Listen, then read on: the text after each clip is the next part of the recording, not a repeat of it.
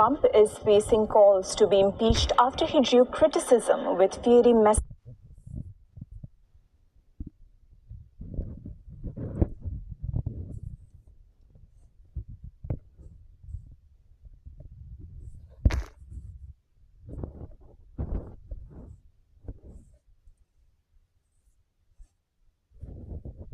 Yes, Salakia, all praises to Yahweh, Bahashem Yahweh Shai, Bahashem Chakudash, and double honor to my teachers, the apostles, the elders, and the bishops of Great Millstone, who watch over our souls. Shalom to the Yakim worldwide that are sincere and serious doing the will of Yahweh, Bahashem Yahweh Shai, Bahashem Chakudash. 2 Peter chapter 1, verse 1 or 2 to you all. Stay strong, stay mighty. And take all the Holy Spirit from us, Yahweh, Bahashem Yahweh Shai. So I'm the brother, the disciple Kushab Bunyamia from the branch in Great Millstone, Barbados. There we go again. Message on Iran. Trump continued his polarizing rhetoric on Easter Sunday, delivering an expletive-laden attack on Iran that sparked criticism on Capitol Hill and beyond. Trump renewed his threat to unleash heavy bombing on Iranian power plants and bridges if Tehran refused to unblock the Strait of Hormuz. Praise be to Allah, he added, after ending another threatening message a day earlier with glory be to God. The post has raised eyebrows, especially on a Christian holiday. Democratic Senate Minority Leader Chuck Schumer wished Americans on Easter as he lambasted Trump, saying that President of the United States is ranting like an unhinged madman on social media. Schumer added that Trump was threatening possible war crimes and alienating allies, and that the country deserved so much better. Democrat leader Bernie Sanders, he also echoed similar tone, pointing out Trump's remarks as ravings of a dangerous and mentally unbalanced individual. Well, that's all you Edomites. You know what I mean? That's all you Edomites. But we focusing on Trump, you know what I mean, on the elites. Tuesday will be power plant there and bridge there, all wrapped up in one in Iran. There will be nothing like it. Open the fucking strait, you crazy bastards, or you'll be living in hell. Just watch. Praise be to Allah! Woo, boy, we in some times, boy. We in some times. Sanders also called upon Congress to act so the war could And you see, end. too, he want government, he want members in agreeing with his method of action, huh? And the scripture says, I will set the Egyptian against the Egyptians, man. That's right. Likewise, Democratic Senator Chris Murphy, who opposes the war in Iran, No, it was an impeachment, if you don't know. It says impeachment threat, right? Impeachment is a formal process typically used in the U.S. where a legislative body brings charges of misconduct against a public official, such as a president or a federal judge. It acts as an accusation, not a conviction, initiating a trial for potential removal from office. So these other higher-ups, lawyers, senators, etc., they're pissed off at what Trump doing, so now they want to impeach him. They want remove him from because of his misconduct. What's his misconduct? Bombing get Iran, big man. I'm doing all these making all these threats on Iran. Is that the Strait of Hormuz is really causing a problem, big man? Is that Iran is only allowing certain ships to pass through. You understand? So they want to remove Trump from office, so we can see what's gonna happen here, brother. that if he were in Trump's cabinet, he would spend Easter calling constitutional lawyers about the 25th Amendment. He's already killed thousands. He's going to kill thousands more. What precept is that, big man?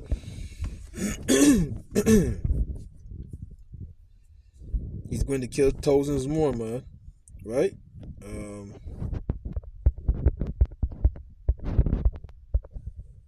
This is one here. No, man. Let me get this one first. Violent man. Let me get this one first.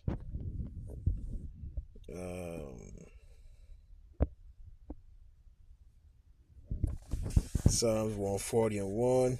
Deliver me, O Yahweh, from the evil man. Preserve me from the violent man. There's another one.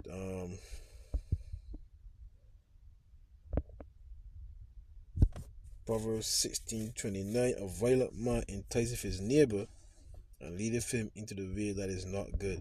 Again, he saw either that violent man, right? And enticeth, so he's that seducer as well. He seduces the world, big man. But another one is specifically looking for him or him loveth violence.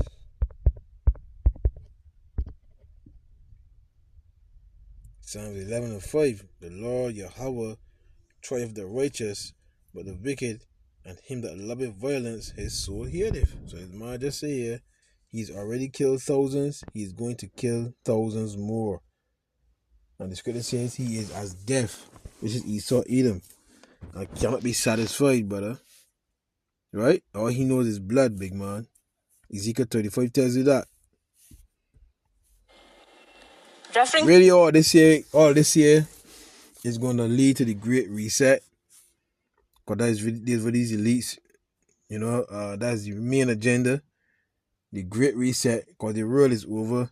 $315 trillion in debt. Can't pay it back. So there's going to be a Great Reset. You understand? So all this is leading up to that. Which is going to bring in what? The mark of the beast. To the clause that provides for a transfer of power if the president is unable to serve. While Senator Tim Kaine of Virginia, also a Democrat, he noted that it was not the first time that the 79-year-old Trump had used stark language. Kaine said that explicit threats to bomb Iran into Stone Age are embarrassing and juvenile, suggesting that there was a clear absence of plan and rationale within the Trump administration. Right, because he's moving like a madman. You hear me? He's moving like a madman.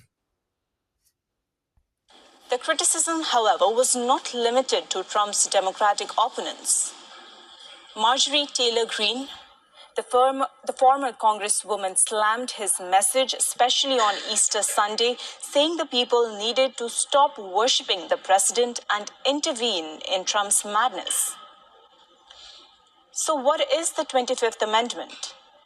The constitutional provision came into existence. You Christians, you white Christians, you Edomite Christians, you the same ones that came over here and slaughtered the Native Americans, right? Holding the cross, right?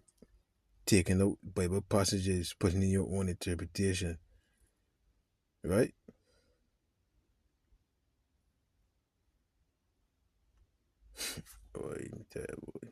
After confusion following the death of President John F. Kennedy, the U.S. Congress approved the 25th Amendment in 1965 and it got ratified in 1967. The amendment created a legal mechanism for designating a head of state when the president is disabled or dead.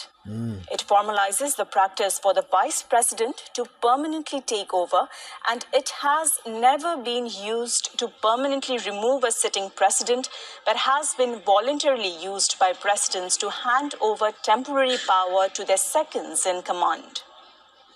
George W. Bush and Ronald Reagan, they have both used it to undergo medical procedures. and even once by Richard Nixon, where he was forced to resign in 1973. The Vice President and a majority of the cabinet members can declare the President as unable to discharge the powers and duties of his office, and if the President disputes this, then 2/3 of the US Congress can vote to put the Vice President in charge. So you see what they want to do now? Now, with Trump nearing 80, rumors about Trump's health and a visit to Walter Reed Hospital emerged on social media over the weekend, raising speculations around invoking 25th Amendment. See what they want to do? Both Trump and former President Joe Biden have faced scrutiny over their physical and cognitive fitness due to age.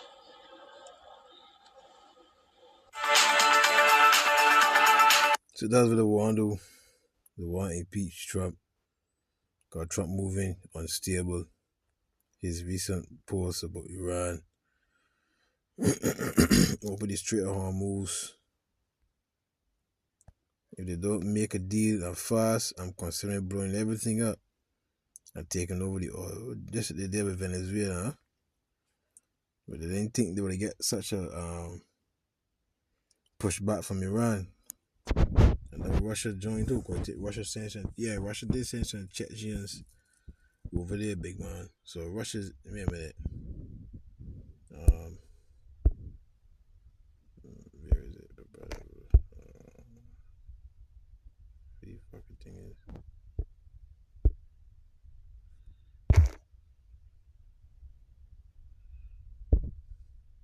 Just hold a minute. Right, boom. Is Russia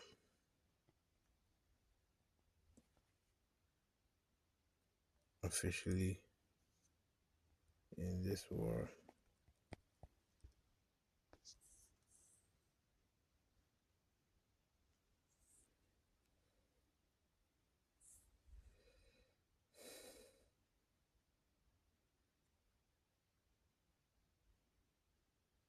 This is an hour ago. Let me see here.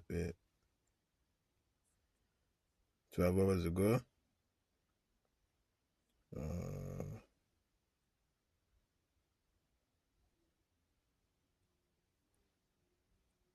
Alright, let me see this one here.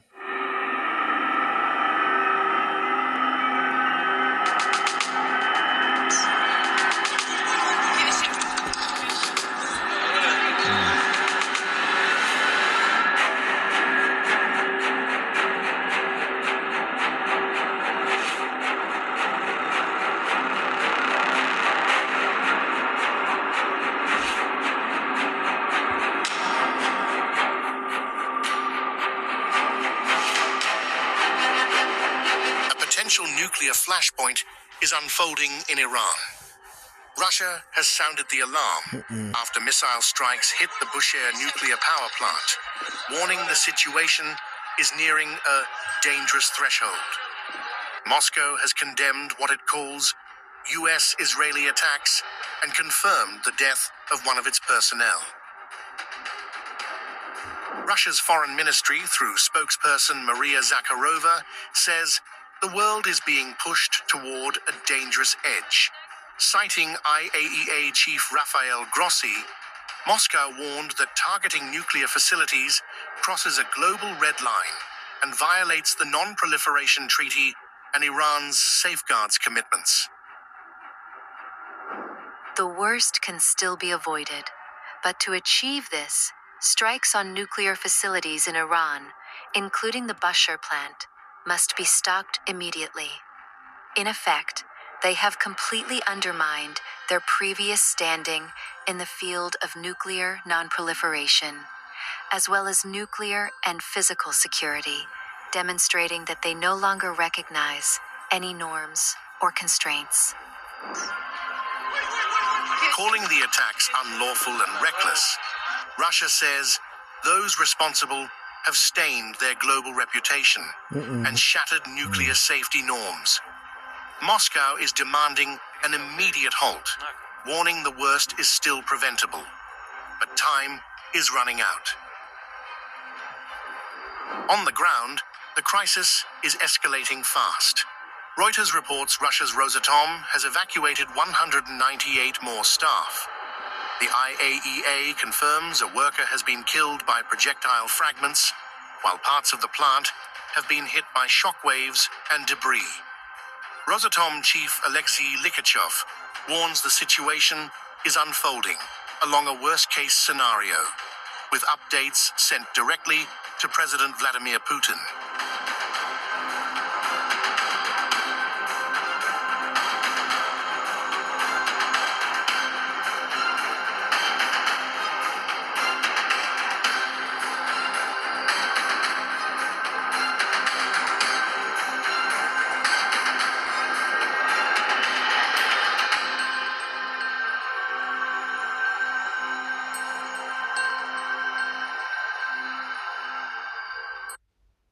Russia issued a nuclear warning, and the world is paying attention. Kremlin official Dmitry Medvedev, a former president who once controlled Russia's nuclear arsenal, says Trump made a gross strategic mistake attacking Iran. He warns this conflict could become the biggest war in the Middle East and predicts Gulf states will now seek nuclear weapons. Medvedev added, if nuclear conflict erupts, Hiroshima and Nagasaki would be child's play. Russia is rattling the nuclear saber.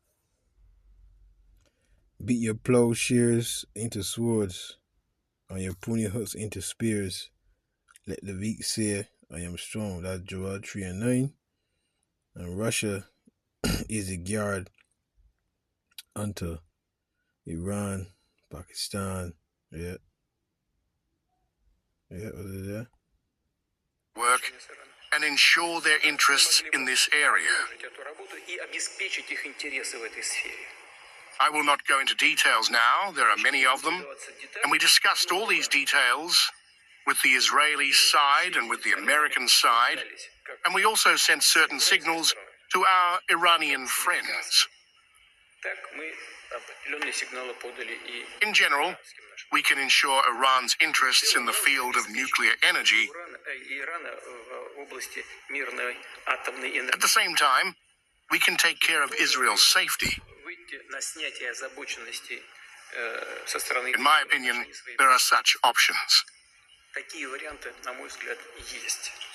I repeat, we have offered them to our partners, the United States, Israel, and Iran. We are not imposing anything on anyone. We are just talking about how we see a possible way out of the situation. But the decision, of course, lies with the political leadership of all these countries, primarily Iran and Israel. First of all, I would like to join my colleagues in expressing my gratitude for having the opportunity to be here, where you can directly listen to our colleagues from the agency and thank TASS for hosting us.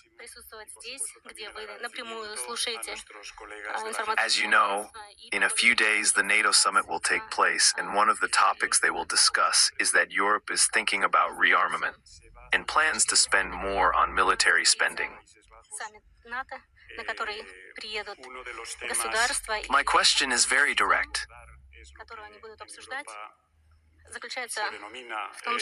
If you have the opportunity to speak to the members of this agency, what would you say to them?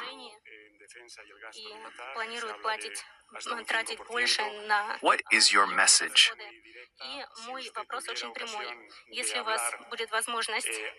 What is the task? Do you consider such a NATO rearmament a threat to Russia?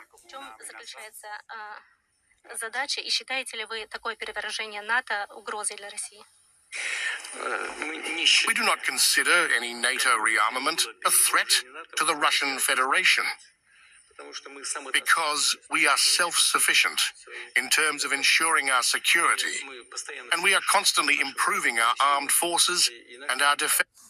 That's being investigated right now. Yeah, please. Thank you. Mr. President, you've said the war is, quote, very complete, but your defense secretary says this is just the beginning. So which is it, and how long should Americans be prepared Well, I think you could say it both. It's the beginning of building a new country, but they have no Navy, they have no Air Force, they have no anti-aircraft equipment. It's all been blown up. They have no radar, they have no telecommunications, and they have no leadership. It's all gone. So, you could look at that statement. We could call it a tremendous success right now as we leave here. I could call it, or we could go further, and we're going to go further. But the big risk on that war has been over for 3 days. We wiped them out in the first 2 days. When you think about it, it's incredible. We wiped out a big navy, very powerful navy. These were ships. These were serious ships. These were ships that you buy when you want to win battles. They're all on the bottom floor. The sailors are all running off the ships. They refuse to get on the ships. The Air Force is gone. Everything's gone. The missiles are down to a trickle. The drones are down to probably 25%, and they'll soon be down to nothing. We'll have where they manufacture the drones are under fire as we speak. They're being hit. So the rest is going to be determination as to my attitude, along with the people in the Trump administration, what we want to do. Thank you. Yeah, please.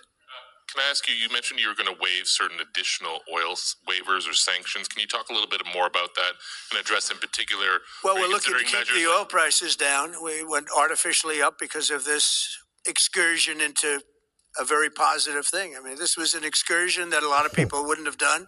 I knew oil prices would go up if I did this, and they've gone up probably less than I thought they'd go up. But I don't think anybody thought we were going to be this quickly successful. This was a military success, the likes of which people haven't seen. We have the best military. We have the best equipment. We have, I believe, the best generals. We have the best. And this went very quickly. We talked about that with President Putin. He was very impressed with what he saw because nobody's ever seen anything quite like it. Iran was a very powerful military country with all of the missiles. Now, you had the double attack. You had the original attack with us and Israel, and that knocked them for a loop. Then you had the B-2 bombers, which took out their nuclear capability, and they would have had a nuclear weapon within 2 weeks to 4 weeks. And they would have used it long before this press conference. And we might have had a much different press conference if we had a press conference at all. But it's been amazing. The military success that we've had is truly unprecedented. You've told your congressional colleagues that you will not sign any piece of legislation until the Save America Act is passed. Does that include the confirmation of Senator Mullen as your next DHS secretary? Does that mean a DHS funding bill? And Senator Thune said today, it's not a matter of whether or not your Republican colleagues agree with the policy. It's about changing the process. In other words, getting rid of the filibuster to get there. So in order to get it, you're going to need Democrat votes. And what we're saying is the Save America, not the Save Act, which nobody knew what it was, the Save America Act, the Save America Act. And that's voter ID. We want voter ID.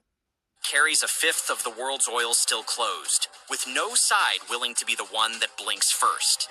The rejection is not the end of diplomacy. It is the end of the first round. And the second round will be shaped by whether Tuesday's deadline produces a new proposal or a new wave of strikes. Subscribe to WLA for daily geopolitical analysis. Tomorrow, we can see Iran has rejected the United States proposal to temporarily reopen the Strait of Hormuz in exchange for a 48-hour ceasefire. The Wall Street Journal reported that Iranian officials rejected the U.S.-backed proposal and called its terms unacceptable.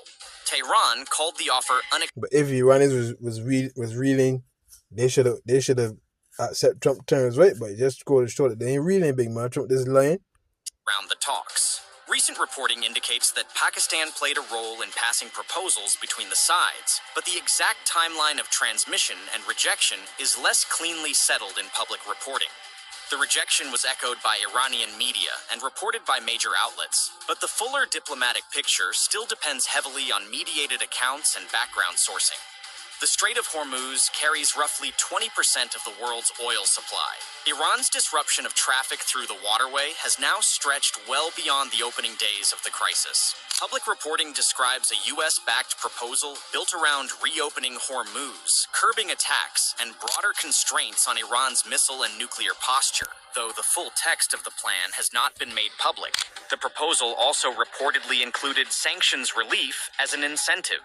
Hey, Iranian listen, man. officials signaled through mediators that no progress was possible without terms Washington was highly unlikely God to accept. or Yahweh, Bahasham Yahushai says there will be a third world war, and it will happen, big man. It will happen. Thus saith the Lord. So, America, Babylon the Great will not be healed. Jeremiah 51 verse 8. And we are in a time of war. Is right? We are in a time of war. Shalom.